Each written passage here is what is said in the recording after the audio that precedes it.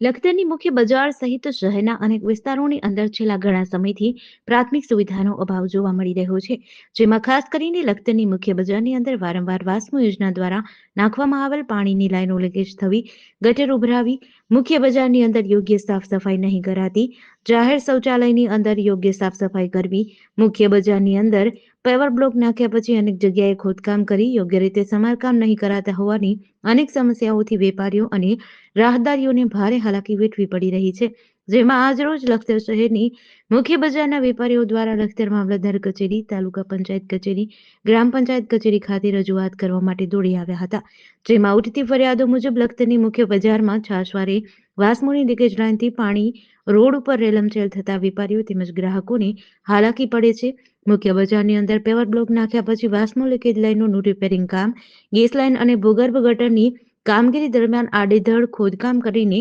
યોગ્ય રીતે સમારકામ કરવામાં નહીં આવતા હાલમાં પાણી રેલમછેલ થતા કાદવ કીચડનું સામ્રાજ્ય જોવા મળી રહ્યું છે, જેના કારણે મુખ્ય બજારની અંદર વેપારીઓ, રાહદારીઓ, વાહન ચાલકોને અવરજવર કરવામાં હાલાકી પડે છે. જ્યારે લખતરના ઉગમણા દરવાજા નજીક અને સરજે હાઈસ્કૂલ સામે આવેલ જાહેર શૌચાલયની અંદર પણ યોગ્ય સાફ સફાઈ નહીં કરાતી હોવાની વેપારીઓ દ્વારા રાવ ઉઠી હતી, જે જાહેર શૌચાલયની અંદર દારૂની કોથળીઓ અને દુર્ગંધ અને ગંદકીના કારણે વેપારીઓ, રાહદારીઓને ભારે હાલાકી પડે છે, જે શરમજનક કહેવાય, જેથી લાગતા વળગતા તંત્ર દ્વારા ઉપરની ફરિયાદો અન્વયે વહેલી તકે યોગ્ય નિરાકરણ કરવામાં આવે તેવી માંગ ઉઠી છે. જીડીસી ન્યૂઝ સાથે જયેન્દ્રસિંહ ઝાલા, લખતર.